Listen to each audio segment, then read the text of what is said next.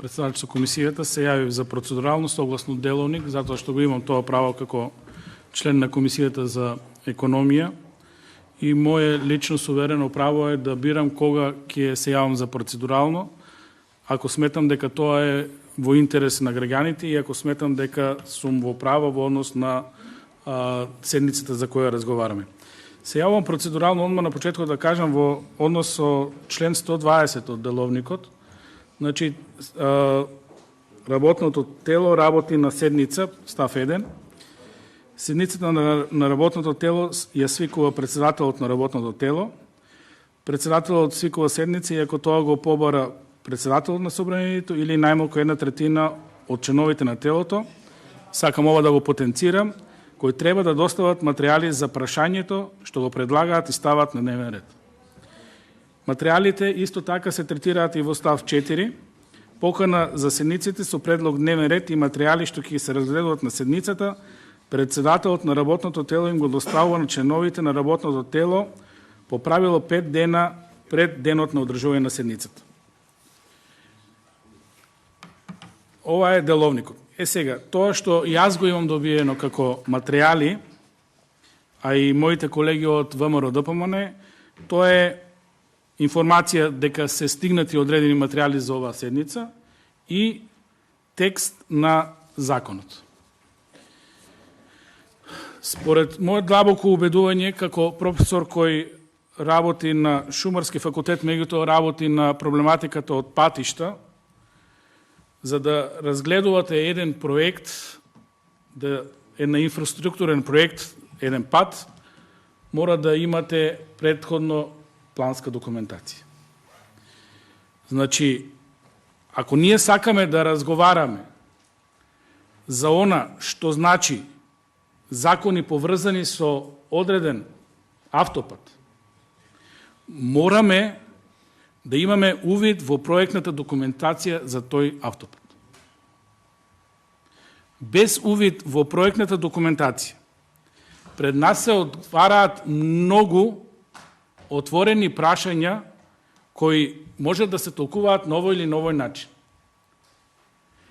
Тоа што вие го предлагате, во суштина е суспендирање на досегашните закони и генерално давање право на инвеститорот, односно на владата или на јавното предпријатие кое се јавува за патишта како инвеститор, без почитување на досегашната позитивна законска пракса во државата, да може да постапува за одредено дејание.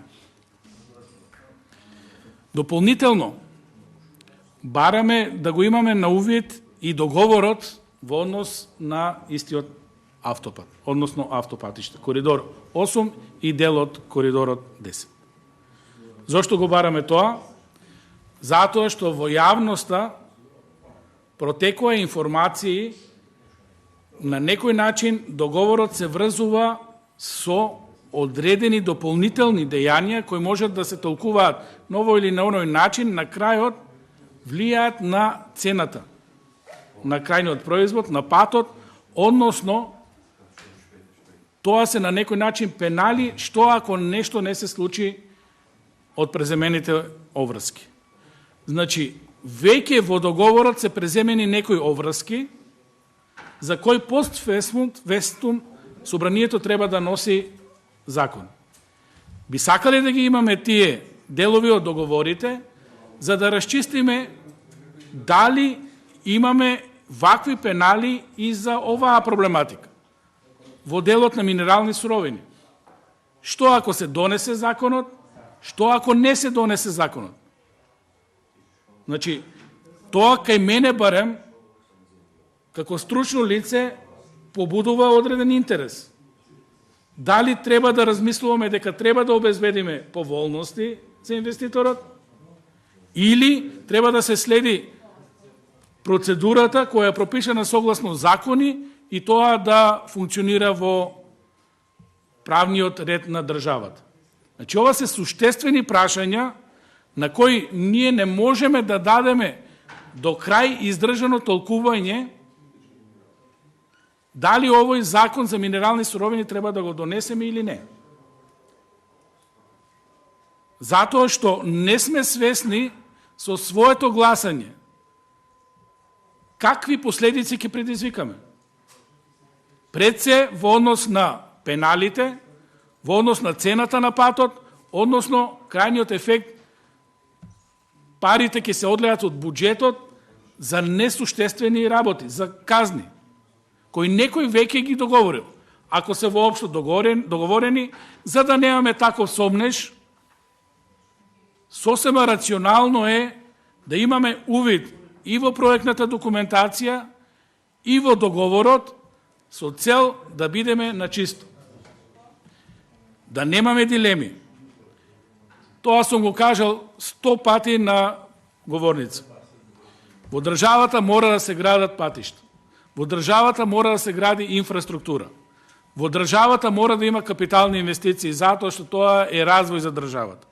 Меѓутоа, во државата не смее да има криминал.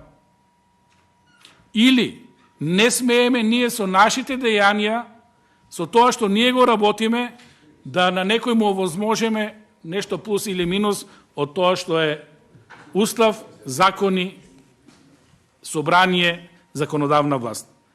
Во спротивно, на невидено, ќе станеме соучесници или ќе со криминалот, или ќе бидеме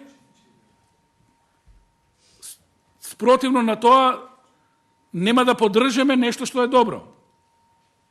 Значи, сакаме да го поддржаме 100% проектот ако е чесен. За тоа да го утврдиме, на нас не се необходни проектната документација и договор. И нормално, дополнително, целосно почитување на уставот и законите во оваа држава. Ќе ви поставам една сериозна теза.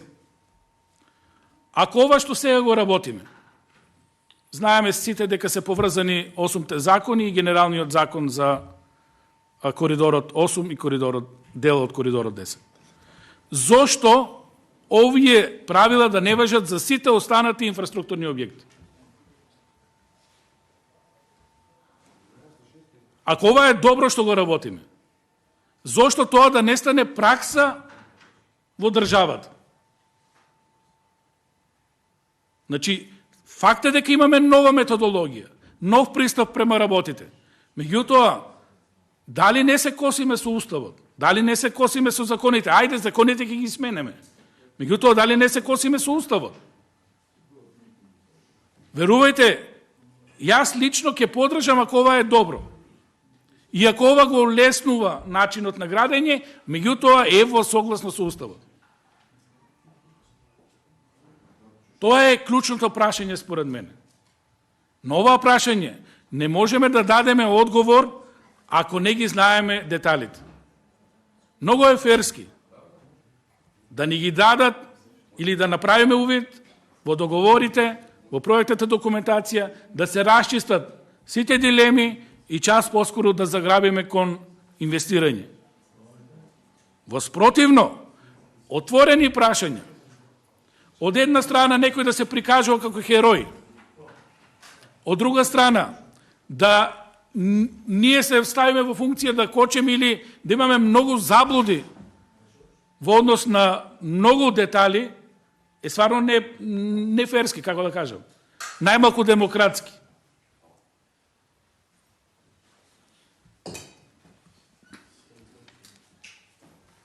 Спомнав, многу ме интересира дали ако овој закон не го донесиме, ќе ја зголемиме цената на автопатот. Тоа, ако одиме по некој редослед на работите, треба да стои во договорот. Затоа ми треба договор.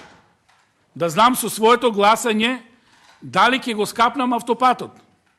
Да знам колкава штета предизвикувам ако го толкувам на овој или на оној начин законот во ситуација кога не ги знам деталите. Кога не ја знам големата слика. Сосема различно ќе размислуваме. Во едната сценарио и во другото сценарио. Понатаму, трошоците за изградба на автопатиштата, генерално, и должината на автопатиштата се манипулира со различни цени. Не знаеме дали тоа е финална цена, дали на тоа ќе има анекси, дали на тоа ќе има дополнителни трошоци, дали на тоа ќе има пенали, за да знаеме што градиме во држава. Проектот. Тоа е фер пристап. И тоа можеме да го поздравиме или да го негираме. Не е баук во животот да пресметаш колку кошта 1 километар автопат. Затоа се тие проекти, таму се детално пресметуваат сите работи кои се предвидени за автопатот, до најмал детал. И со минимум отстапување кои би се јавиле понатаму во евентуалниот тек на изградба на автопатот, може да варира цената. Инако, кога би се реално градил автопатот денес, иако тоа технички не е возможно да се направи денес, кога правите проект, вие имате пресметка точно колку кошта тој автопат. Сега немаме ние увид во таа работа. На крај краишта, дали ќе е ефтино или скапо, не знам јас, може би Кичево и Гостивар ќе се поврзани со еден тунел и тоа кошта. 25 милиона е изградба на тунел. И ќе го имаме најголемиот тунел во Балканот и нема што да коментирам. Ќе биде права линија, лесно за возење. Не знам колку тунели има, не знам колку мостови има. Мост ви кошта 15 милиона евра. И сега да не се лажиме, во Рамница автопат не може да мине повеќе од 3 милиона евра. Ние имаме тука делници на готов автопат Тетово Гостивар и сега што играме? Лотарија. Еден ќе каже толку кошта, друг толку. Не е реално тоа.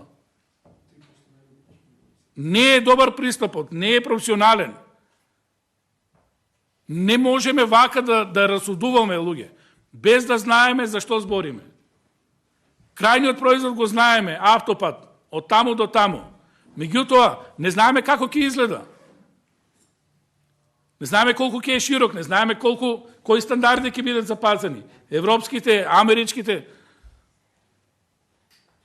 Ништо не знаеме. Не е чесен пристапот. Повторно, сакаме експлозивност на работите, сакаме пред избори да кажеме ние ќе градиме ово, она, меѓутоа детали нема.